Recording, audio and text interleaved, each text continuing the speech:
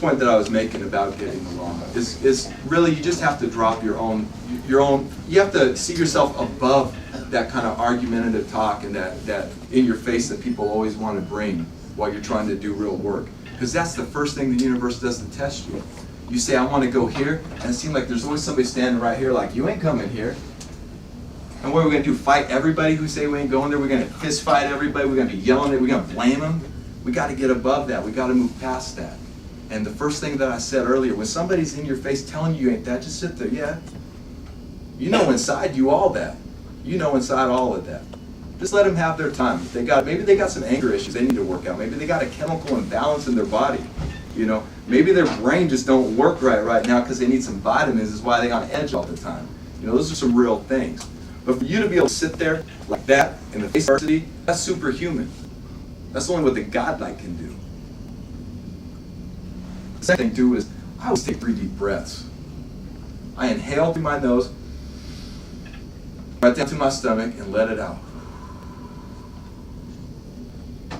In fact, if you all like to join me with that, I'll show you what I mean. This is real simple. In Tai Chi, it's called the Dan Diem. This is your center of awareness. This is where all life energy comes from, where all life force for the physical world. This is the earth. So just breathe deep through your nose, down to your stomach. Let your stomach fill, relax, and let it out through your nose. So 1. Exhale. Inhale again. Exhale. One more time. Inhale. Exhale. Right away, what we just did, we changed the chemicals in our body. We just physically changed our body and how we vibrate. It's really important. That's a technique. Anytime you're in a situation where there may be some reason that you might want to panic, might be fear, you might be afraid, you might have some anxiety, whatever that is, conflict, or you're going to go up and speak in front of a bunch of people. You're going to go present your project. Somebody who's got you're going to go present your DVD project to investors. Take that moment for yourself. Reconnect to yourself. Really understand who you are at that moment and walk forward in that. We believe that hip-hop are divinely chosen on this earth to carry out a specific purpose. I want to encourage you all in this community to start thinking about yourselves as a community. Start thinking about ourselves as an international community. You know, the United Nations recognizes hip-hop as an international community already. The United Nations recognizes us. So we need to begin to recognize ourselves now. We went to the United Nations in 2001. It wasn't hung up last night because we don't have the room. But we have what's called the Hip Hop Declaration of Peace. And it's 18 principles to guide our culture. When we got there to the United Nations, they were waiting for us already. In our document, it says we're an international culture of peace and prosperity. All these other cats talk about the New World Order and Bush and all this stuff. But we've already declared ourselves an international community. We are that true world order. We're not waiting for them. We're already moving forward as a community. You know, I've been all around the world, and it's real. There's people just like you everywhere we go. There's people just like us. And it's up to us now to preserve and to build that for the future of our children and our children's children. The Native Americans, they look 7 generations into the future. That's how they plan. The Iroquois Nation is what I'm more specifically talking about. They plan 7 generations in advance for their children. Their children's children's children's children's children. That's the way we got to think. Because that means, while we're shooting for that super goal, that super position of 7 generations, our generation is going to take care of itself. Because we're really building a true foundation. Something that in 1,000 years from now, our kids can look back at us as ancestors. And that actually is going to lead right into what we were discussing earlier about civilization. So please, my name is Inaru. If you have any questions about the Temple of Hip Hop, you can ask myself. You can ask MC Lessons here. I'm going to pass her a sign-up sheet. And thank you all for coming out. I really appreciate that. It means a lot to us.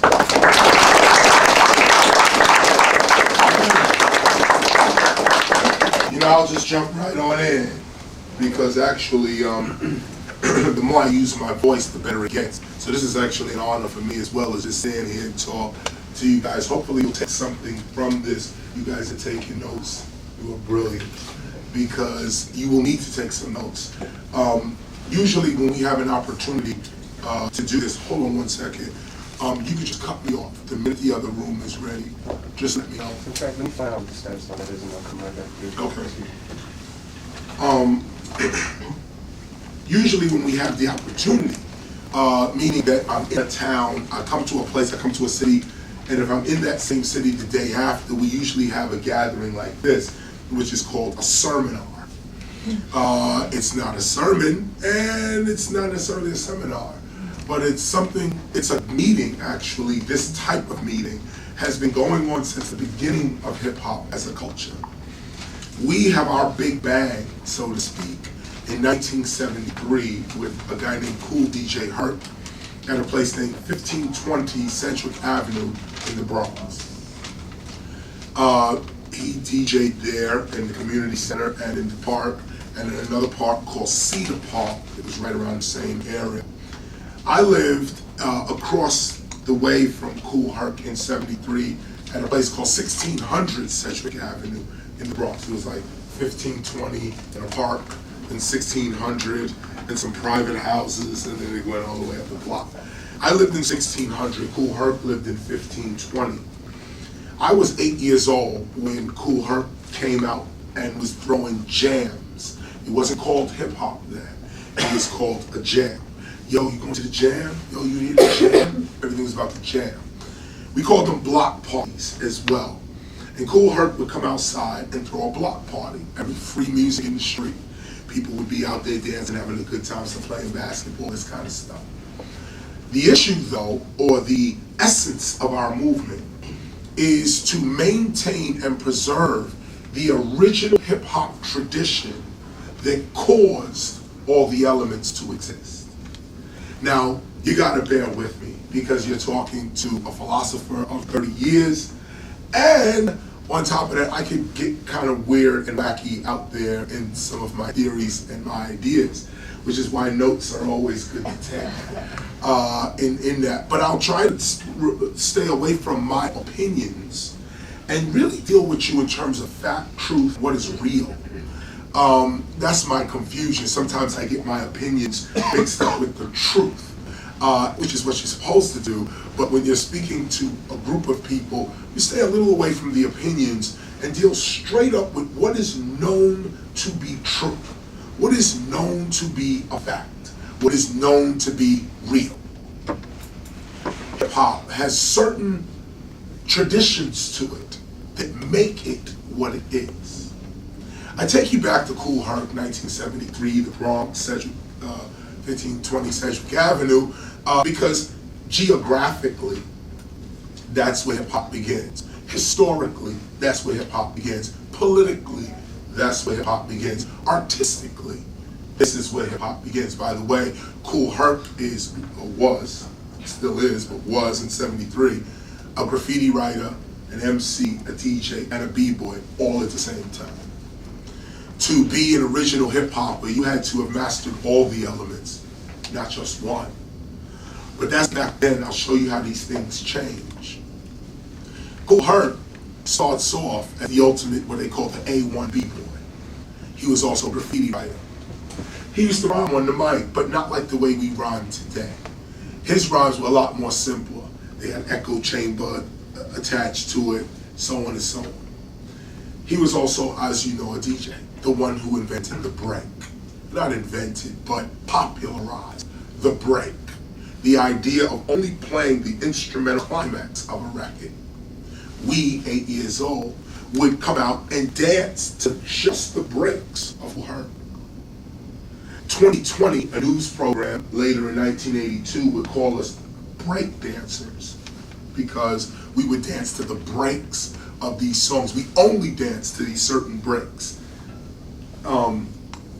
Apache, James Brown, Sly and the Family Stone, these kinds of groups. I'm trying to remember these groups. These kinds of groups, we would dance to that. 2020 then came out and said, break dancers, a new thing happening up in the Bronx. We called ourselves, though, b-boys, b-girls. As a matter of fact, the idea of popping and locking wasn't even about the East Coast. That was originated in the West Coast. West Coast cats was doing the same thing popping, locking, breaking on the West Coast. At the same time, while we were in New York doing windmills, up rocking, this kind of thing. Hold on one second. We did find a bigger room if everybody wants to follow Right us now, down the hall again. please let us vacate. 2020, we've gone from being called, or calling ourselves, B-boys, B-girls, to being called break dancers by the mainstream. In other words, we went also from being called MCs to being called rappers by mainstream. We called ourselves writers, aerosol artists, mainstream say, graffiti artists. To know the differences, to know these differences is to begin to open your eyes as to what is real when it pertains to hip hop. Most people just go through their life, it's just hip hop, that's all, hey, yo, we got a good time. And that's cool, if that's the surface of it, that's, you know, I mean, there's no reason to go any deeper into hip hop than what you already are, unless you're trying to live this.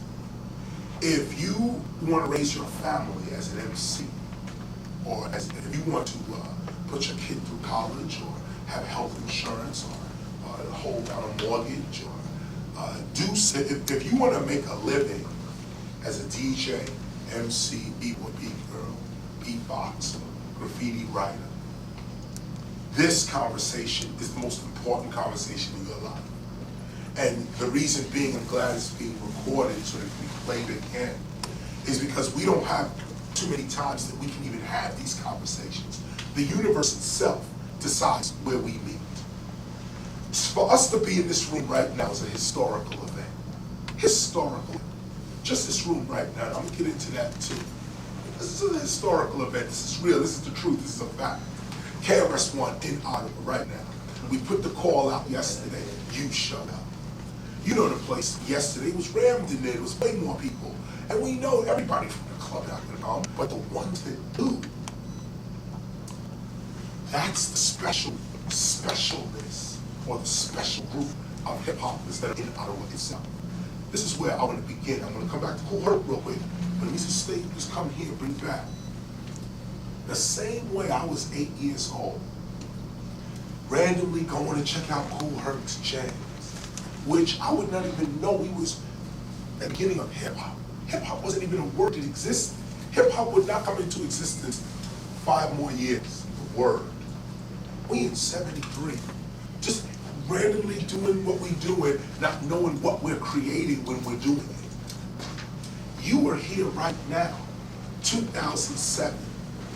You heard a call, you answered the call, you came out, why you? Why you? And who are you? To answer such a call, a conversation about hip hop. You came to a concert. You didn't sign up for all this. It's just a concert. Somebody says off there, says, yo, tomorrow 6 o'clock. Now, everyone else, some people said, man, I really want to go.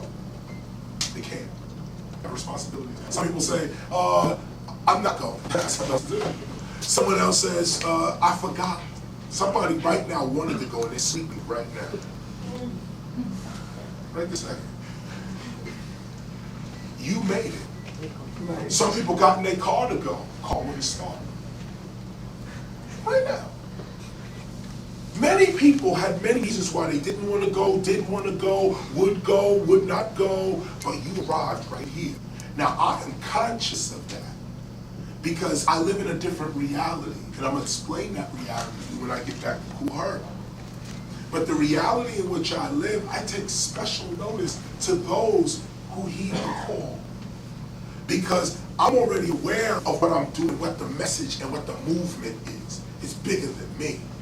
So when I look and see how the movement sizes itself up in certain cities, in certain places, it gives us, even myself, a learning, a sort of an expanded view of what hip hop really is about, really. Not just rap music, but people coming together seeking a new reality, a new way, or even an explanation as to what they're involved in. You are special. Let me establish that fact right now. This is not my opinion. It's a fact. You are a special group of people in this building, in this room right now. Why? Because you're here. You took time to be here. You could have been anywhere. You chose to be here. That's special. That's distinct. That's unique. That's powerful. You had to exert consciousness and energy to be here. Things had to be arranged, rearranged in your life for you to be here. This is effort. That effort comes from your intention. If you intend to be here, well, you make all the effort to be here. Your intention, your purpose, the essence of you is where hip hop begins. Not rapping, not DJing, not graffiti writing. This is way beyond that. This question is, what caused that to exist? What is the behavior? What is the mind? What is the thought process that makes you MC? That makes you want to break? That's graffiti writing. What is the inspiration that moves you? Graffiti writing itself does not cause itself to exist. Rap does not exist on its own. There is an attitude that first has to come before you even can think you can pick up the mic. There's a certain behavior, an attitude, an expectancy in your own mind that says, I can do this. And then you go, and then there's others who look at the microphone and be like, I can't. I know, to my essence, to my soul, I can't do that.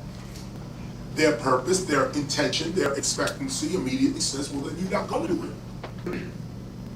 The same rules apply to those with advanced thinking when it comes to community, arts, philosophy, reality, so on.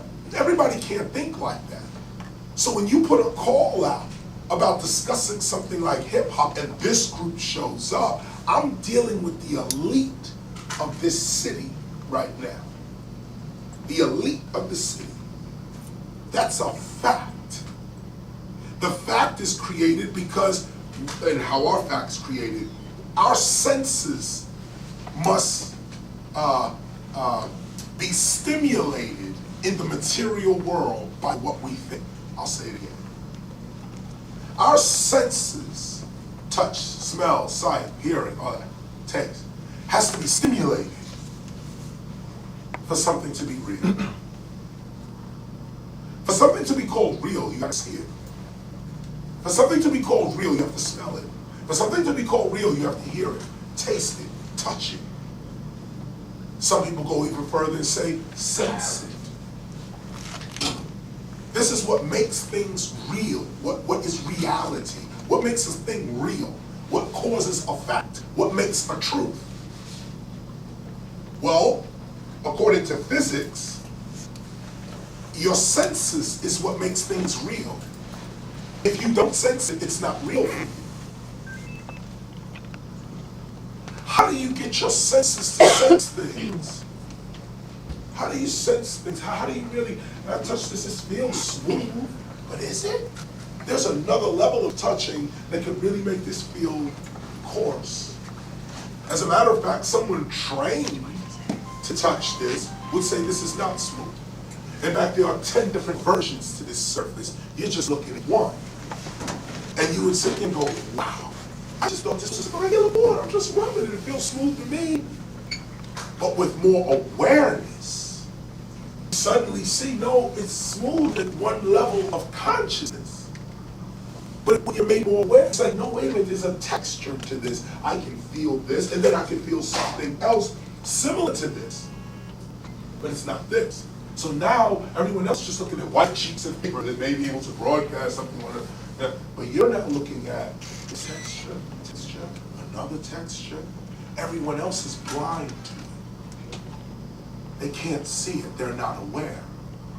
I'll go even deeper. This is opening your hip-hop intelligence. If we walk this right now with an electrician, I would say, I am an electrician. Well, that's the fact. I'm not an electrician. I know a little about electronics, but I'm not an electrician. A certified electrician and myself would walk into a room and we'd see two different rooms. We would see two different rooms. Why? Awareness. I walk into the room, I see a room. We're gonna come in here, we're gonna sit down, we're gonna talk.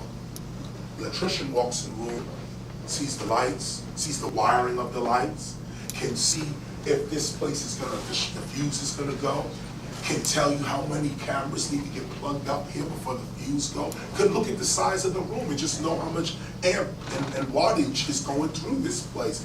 Awareness, knowledge. What helps you to see is knowledge. Your actual seeing of reality is based on what you know and what you don't know at the same time. That's real. What you know and what you don't know at the same time creates your physical reality. If me and the electrician walked in the room, I don't see what that person sees. Why? Because I don't have their words. What makes you aware? Words. I don't know things like ohms and amps and watts and this transform. I don't know. I don't have those words in my vocabulary. So what happens? My eyes don't see watts, ohms. It has no way of there's no base. There's no such thing. It's like me saying to you now, Zijaba. Let's go put on Zijaba. You like Zijaba? There's nothing in your mind that matches Zijaba. Even as I say the word, your brain is trying to put stuff to it. He said, let's go wear it, so it gotta be clothes. But if I keep saying Zijaba, man, Zijaba is the way to go. Man, you know, Zijaba, you're like, what the hell is Zijaba? Eventually, if I keep speaking about Zijaba, your brain is going to create Zijaba in the material world. This is how hip-hop started, just like that. The word hip-hop was as weird as Zijaba, as me going, da-da-da. Just as weird as he going, yo, where you going? Da-da-da. Hi, yeah. Yo, what you going to do? Da-da-da. Yo, what's up? Yo, hands. And just like this, 1973, our parents was like, what the hell? Da-da-da. That ain't gonna get you a job. That ain't gonna put you to school. You gonna walk these streets. What is that? They didn't even know it. But we was messing with the deepest parts of physical reality and how it works on human consciousness. We had no idea what we were doing naturally. Only now, 30 years, some of us became aware in the early 80s, became aware. This is actually the early years, even our realization. That's something that we become aware, self-conscious, we gotta come together, peace, love, unity, have fun. Anybody would think about that in the 80s. It was party, having some fun, hey, blah. And now the money's coming in because the records are selling. Now anybody who even looks like they could be part of hip-hop is it. We started off, I hope you have ears to hear this. Which is certainly into the chat. Well, you know, we went to school, if you had the graffiti on that jacket, everybody knew you was hip-hop. Everybody else didn't trust you in school. Just because you were black didn't mean you was into hip-hop. Just because you was Latino didn't mean you was into hip-hop. Just because you was white didn't mean you was, none of that mattered. There was only a certain group of us.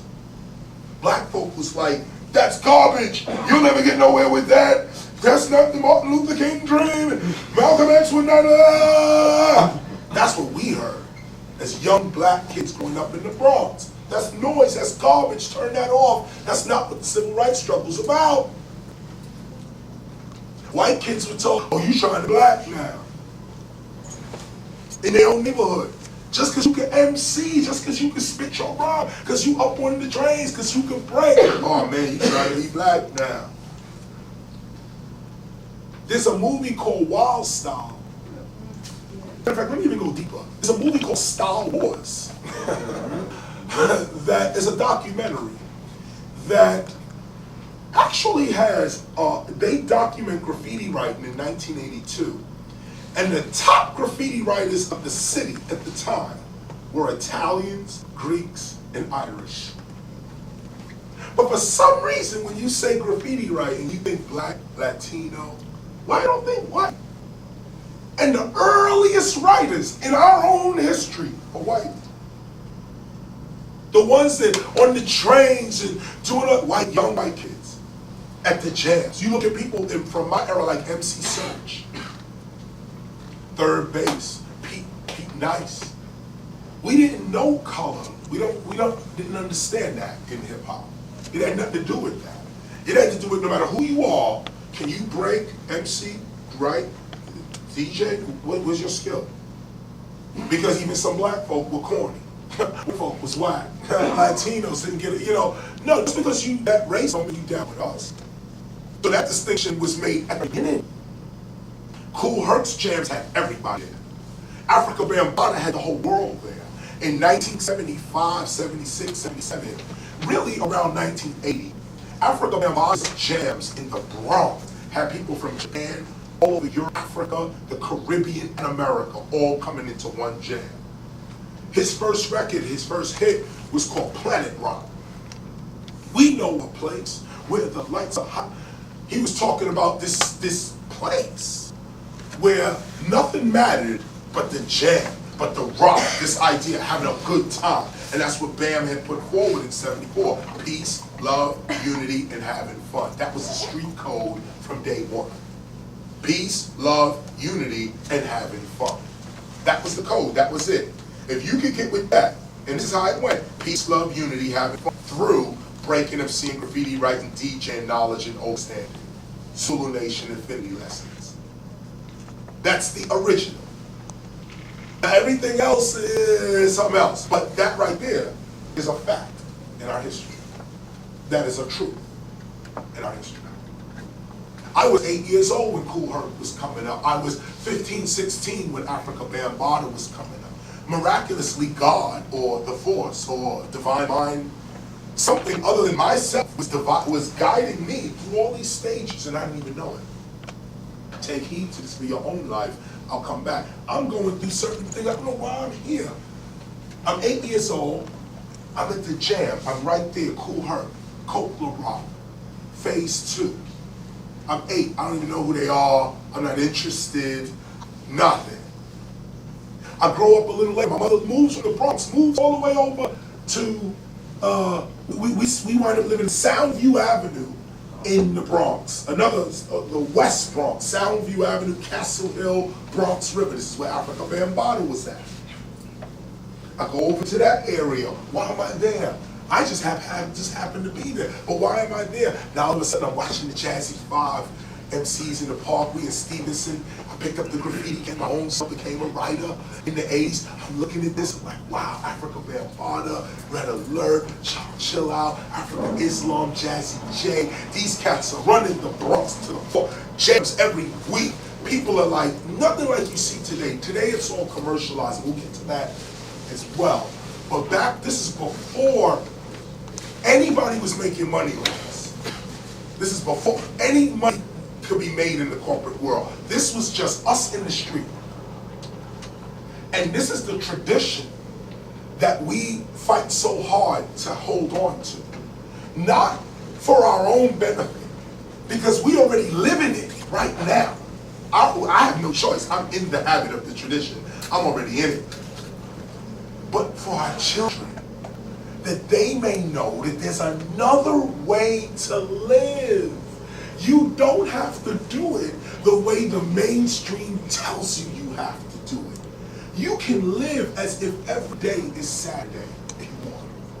You really an MC for real? For real? If you pay attention, you too can have your career off the ground in no less than 3 months. 3 months, 6 months if your mind is distracted. But if you put a focus, I'll show you right now how to get your career right off the ground. No ifs, ands, or buts about it, no bull, nothing. This is the techniques that work. But let me finish the history, because it's important you know this. From day one, we made our thing up. Day one. We going to the jam. My mothers and fathers was like, you corny, that's whack, you ain't doing nothing. 2 more years, that thing gonna be over. We said no. We were so rebellious inside, we created a parallel culture. Our parents wanted to do it this way. Go through the system, follow the law, do what they tell you to do, keep your mouth shut. You'll be all right. Millions of us went there. Millions. And when I say us, I mean hip-hoppers, all nationality races, all ethnicities and races of people that had a skill, had a b-boy and break and MC and skill. Us. White, black, don't matter. If you have the skill, you came to your parents and say, yo, what's up? I do this little thing. And right at that moment, I mean, shut up with that bowl, man. Get over here. You going to college like I went. And you're going to pick up where I left off. And you're going to... Some people said, damn, there goes my dream. But to make my parents happy, I'm going to go do this. Some people said, man, fuck that. I ain't doing that. Ran out the street with 2 Glocks. I'm going to sell this gun. I'm going to sell this coke. I'm going to sell this weed. Ah. And they went their route. Others went right into the school system. And they went their route. Everybody got what they believed they were supposed to get in the 1970s. Everybody had a philosophy in the 1970s, and everyone used their philosophy to their advantage. Hip-hop is the only philosophy that stood out and lasted. We keep comparing hip-hop to today. No, compare hip-hop to when it started in 1970. We had no political power, no social power, no economic power, judicial, educational, nothing. Today, we influence every institution on the globe. This is not about rap. This is way bigger than that. And this is why we don't like even to speak of all of the sciences that we teach to a public, because hip-hop is a valuable thing. I would prefer that people stay in ignorance. The corporations, not people, corporations, you stay in ignorance and keep promoting whatever you think is hip-hop. Because the true essence of hip-hop is a personal thing. It ain't got nothing to do with what they promote as hip-hop. I'll give you a prime example. Right now, VH1, MTV, right? They are promoting hip-hop artists. Why don't they even have to have a show called hip-hop artists? Because all the nonsense that they play has no meaning on the actual people, on the truth. The person sitting at home watching them is like, this is garbage. The average person, not what KRS did, not my rhymes, none of that. The people in the street are saying, that's garbage. Let me think about this. Yeah, that's bullshit. Yeah. Like firm decisions are on it. That's affecting Wall Street. That's affecting public trust. That's affecting advertisers saying, I ain't putting my money down on that, you ain't cool. You don't got the kids. You don't got the streets. That's what advertisers pay for. Credibility. Authenticity. That's what they pay for. I peeped the game a long time. And this is why I work more on my credibility and my authenticity than my selling of records. After I got my 26th platinum plaque, which was in 1995. 1997. I said, this is meaningless. Imagine, I have 26 gold and platinum plaques. They're all in certified platinum awards. I got Ampex Real awards. I got Reebok awards. I got humanitarian awards. They're all in storage. I can't travel with that stuff. And today it's useless. I can't even turn in one of those plaques and get $100 for it. And it costs $100 to make it. By the way, a platinum plaque costs $100 to make. You pay $100 to give you a platinum plaque. And what the record is in is not platinum. They spray that. They take a record, no, this is the truth. They take a vinyl record that is garbage and they spray it silver or gold and put it in a nice thing, and you can get it for $100. But the thing is, they put the RIAA certified seal on it. and it's an official, and you have a platinum plaque. Now, me back in the days, I could not be this a young black I was in the I couldn't get the idea of somebody giving me garbage. And not garbage opinionated. Literally, the record in the thing is garbage. It is a useless thing. They take that, and to bring use to it, so that it's not garbage. They take garbage. They take broken up records that don't make sense no more. And they take these records and spray them, and it becomes a valuable piece of property. What's the difference between garbage and a platinum plaque? Your perception.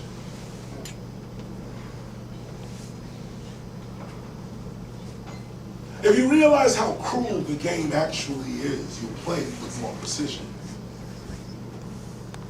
The game doesn't change, only the players do. The game don't change. And when you master the game, you get what you unlock your future, you unlock the key.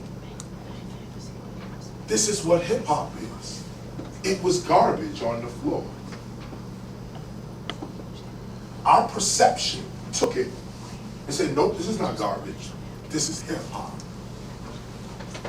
The mainstream said that's garbage. In the dictionary, it's called garbage, what you're doing. We said, your dictionary, your meanings, your worldview is valueless to us. That's what we said. Your worldview is valueless. We gonna walk around with ripped jeans, graffiti on the back, baggy pants, t-shirts too big. That's hip hop. Now today, you can't go to a store and not see our fashion in the store.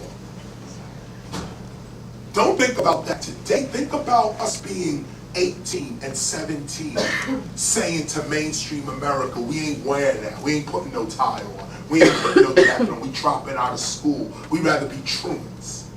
That's how hip hop started. Me, I'm a high school child. I didn't even make it to high school. I dropped out of the 8th grade. I was part of that crew. School was a complete waste of time. Complete. What did I do? I went to the library. It made no sense.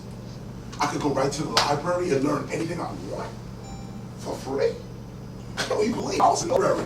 Writing rhymes, reading books. I read what I wanted to read. Now I teach every university in the United States and in Europe as well. Hopefully I could teach somewhere here in Canada. So far, I have the highest credentials in America. I say it all the time. Why? Not from bragging, but look at the stupidity of it. I'm a high school dropout. I have no degrees. I don't even have a high school diploma. But somehow Harvard University can't stop calling me. Somehow Yale University, every year I gotta be up in Yale, or Yale doesn't feel like real enough. Every year, this is the real. We caused a riot over in Europe at Oxford University. Because the dean wanted to shut down the lectures. He found out I was a rapper and I wasn't a professor. He thought a professor was coming, found out I was a rapper, wanted to shut the lecture down the same day. The students went in revolt right there. It was crazy. Why do I say this? Hip hop was created by perception. By what a certain group of people believed was possible. I'll give you a secret here today. Hip hop is not even created yet. We are still making it. Don't think that you have to always go back to the past and always go back to past albums or past events and say, yo, if I'm in line with the past, I'm true to hip hop. That's the old paradigm. Nature doesn't even work like that anymore. Newton's laws and Darwin's laws are old now. We don't live in a clockwork universe. We're not random genes flowing around and every once in a while there's a mistake and that makes you. Those laws are over now. There's a new law. Some call it quantum physics. Some call it string theory or superstring theory. But there's new mathematics governing the new universe right now. And if you're stuck in the old stuff, you're going to document this new thing in an old way and get the same results. Well, what does this mean? This means this. And where's my notebook?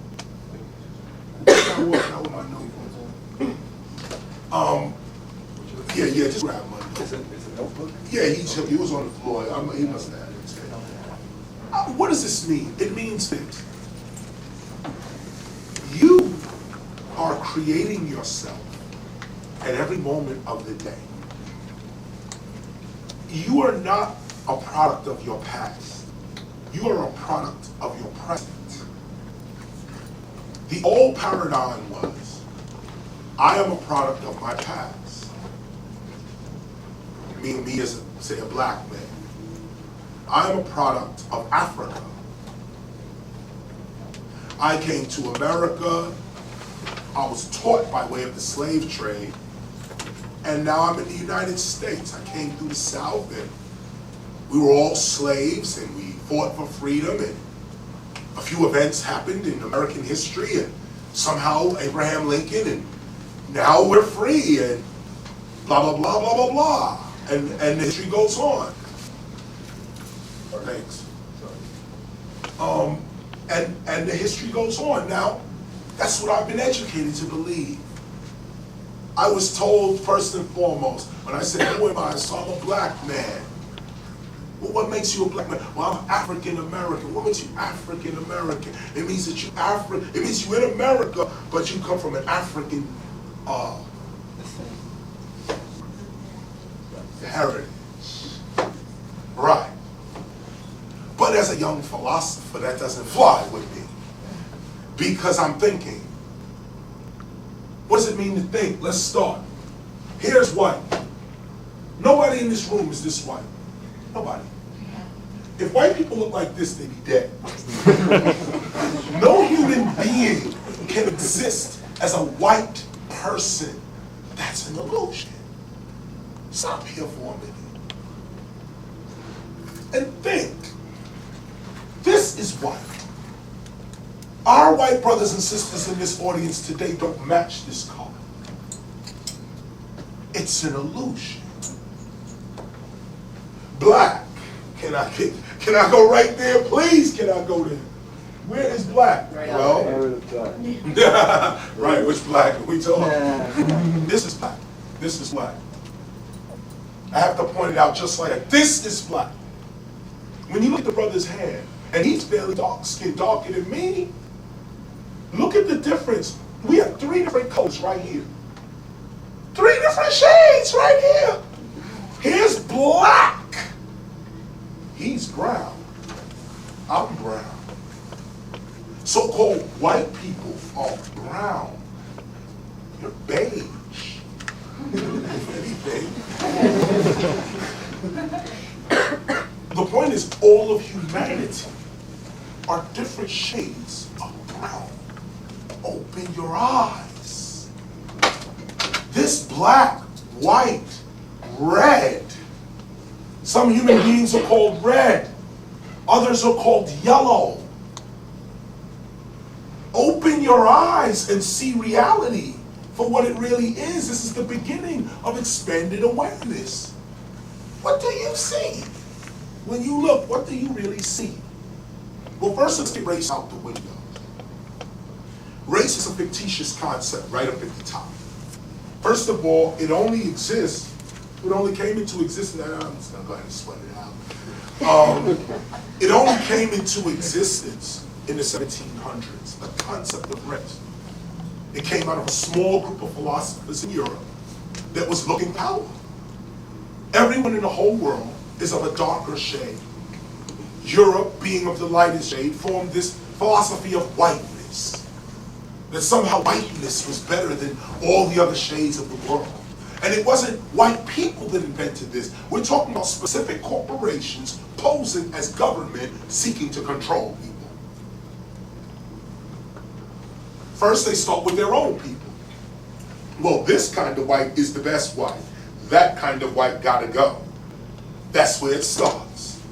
So all these other whites over here go, oh, we're sanctioned by the government, we're sanctioned by religion, we are closer to God and to truth than anybody else. They start eating that and start believing that. Now these other whites over here is like, that's BS, you crazy. I grew up with you. We ain't got nothing to do with color. We both the same color, actually. Now your eyes are brown, my eyes are blue. Ah, I'm blonde, you're not. I'm this, you're that. I'm boom, you're bang. Now you have this, that, right, left, up, down. And what is the latest theory in physics? The latest theory in physics is that we are all one. The latest theory in physics, in what is real, is that at the basement level of reality, beyond molecules, beyond atoms, beyond the nucleus and the electron going around that empty space, in that empty space, down, down, down, down, down, you get to the quantum level, where everything's entangled. Everything is everything. Everything is already connected together like this. Now, if you can think on that level, you start manipulating the material world, and this is what is called miracles. To be where I am in hip hop, you have to perform miracles. Let me not kid you. I didn't make it because my man hooked me up. I didn't make it because I had a big family name. I didn't get anywhere by some big recording company pushing dollars behind me so that you can see me. None of that happened for me. None of that. Everything you see KRS One with, he had to work and manipulate the material world to get. How do you do that? You got to think deeper than what your physical senses tell you. You got to go past your sight. You may see white, black, red, yellow. Okay, that's your political affiliations. And let me also say that right there. I like being a black man. I got some problems with African American though. But a black man, yeah, I could be a black man. Politically, I know what that means. But if you want to discuss truth, well, the laws of the black man don't hold up. That's a made-up construct from my own self-esteem. That's not true. Truth is, I am just as much my molecular structure as I am spiritual structure. I'm 98. I'm not chlorinated at all. Why am I missing water by myself? Shouldn't I be in some sort of civil rights movement for the water people? With more water than anything? DNA. There was an article in Newsweek, a guy named Henry Louis Gates, famous academician, works there at Harvard University, African American Studies at Harvard University. There was an article in Newsweek about genes and about you can no longer look at a person and determine who they are. That we've passed that now. This guy, Henry Louis Gates, is the head of African American Studies Department at Harvard. Why? Because he's a black man. And he's a scholar. But he's a black man. Who else are you going to put in front of African American Studies? Well, the article then goes and says they took a swipe of the inside of his cheek to get his DNA. And come to find out, he's 85% Irish. Imagine. His blood is 85%, not 14, not 20, not 85% Irish. He looked like a black man, talked like a black man, has been trained to feel like a black man. But when you check his blood, his DNA, his gene pool, he's keeping the Irish people more alive and vibrant than Africa or African Americans. Who are we really then? I know I got white in me, Asian, Native American. Which one of these groups am I going to say I am? Because the minute I say I'm a black man, then I'm dissing my Native American heritage. There was an actual human being that was a Native American in my making. In me coming into existence, there was a white person in that mix. Or white people, or Asians, or the plight of the West Indian people, and specifically Trinidad and Tobago, maybe? No, I don't feel that. I don't feel that. Abraham, too, was black. Abraham, born in the city of a black man, called Nimrod, grandson of Ham. Ham had 4 sons. One was named Canaan. Here, let me do some explaining. Abraham was the father of Isaac. Isaac was the father of Jacob. Jacob had 12 sons, for real. And these were the children of Israel. I'll stop there.